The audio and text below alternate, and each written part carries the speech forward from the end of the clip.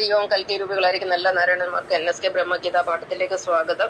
ഞാൻ നിങ്ങളുടെ സ്വന്തം വിഷ്ണുയോഗി ഷീല അയ്യപ്പൻ.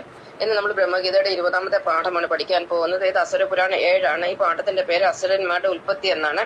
അത് നമുക്ക് കഴിഞ്ഞ ക്ലാസ് എന്താ പഠിച്ചതെന്ന് ഒന്ന് പെട്ടെന്ന് റിവൈസ് ചെയ്യാം. മഹാബലിയുടെ പാതാളഗമനത്തിന് ശേഷം ഭാരതത്തിൽ ഭൂമുഖത്ത് ബ്രഹ്മപ്രളയം ഉണ്ടാകുകയും ശ്രീലങ്ക ഭാരതഖണ്ഡത്തിൽ നിന്ന് വേർപെട്ട് പോവുകയും ചെയ്തു.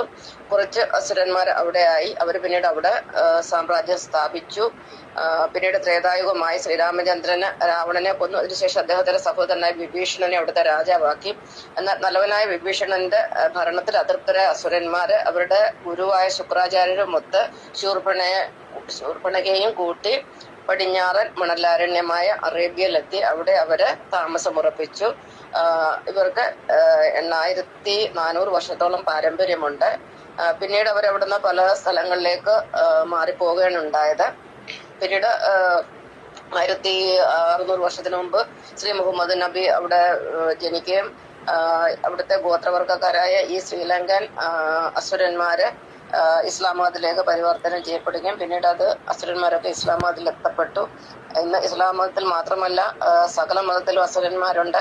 പിന്നെ പ്രത്യേകിച്ച് അസുരന്മാരുടെ മതമാണ് കമ്മ്യൂണിസം, സിഖ് മതം. ഇതൊക്കെ അസുര മതങ്ങൾ തന്നെയാണ്. ഇതാണ് നമ്മൾ കഴിഞ്ഞ ക്ലാസ്സിൽ പഠിച്ചത്. ഇന്നിപ്പോൾ നമ്മൾ അസുരന്മാരുടെ ഉൽപ്പത്തിയെ കുറിച്ചാണ് പഠിക്കുന്നത്. അതിന് നമ്മൾ 12000 വർഷത്തിന് മുന്നിൽ സഞ്ചരിക്കണം. അതായത് സത്യയുഗത്തിലേക്ക് പോകണം.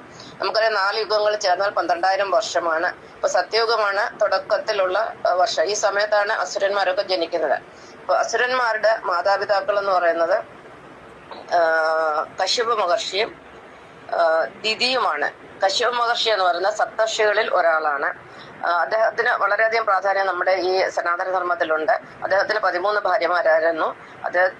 അതില് 2 ഭാര്യമാർ സഹോദരിമാരായിരുന്നു, അദിതിയും ദിതിയും. സഹോദരിയായ അദിതി സൽപുത്രന്മാർക്ക് ജന്മം കൊടുത്തതിൽ അസൂയ പൂണ്ട ദിതി തനിക്ക് തന്റെ സഹോദരിയുടെ മക്കളെ എതിർക്കാൻ പറ്റിയ ദുർമാർഗികളായ മക്കൾ വേണമെന്ന് ആഗ്രഹിച്ചു.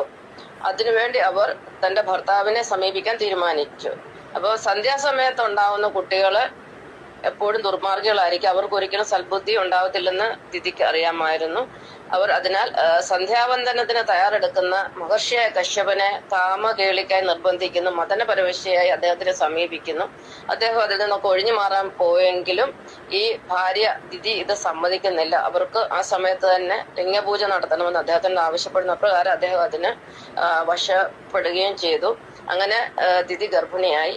അവർ ആദ്യം 2 മക്കൾക്ക് ജന്മം കൊടുത്തു. അതാണ് ഹിരണ്യാക്ഷനും ഹിരണ്യകശിപുവും. 2 പേരും ഘോര രാക്ഷസ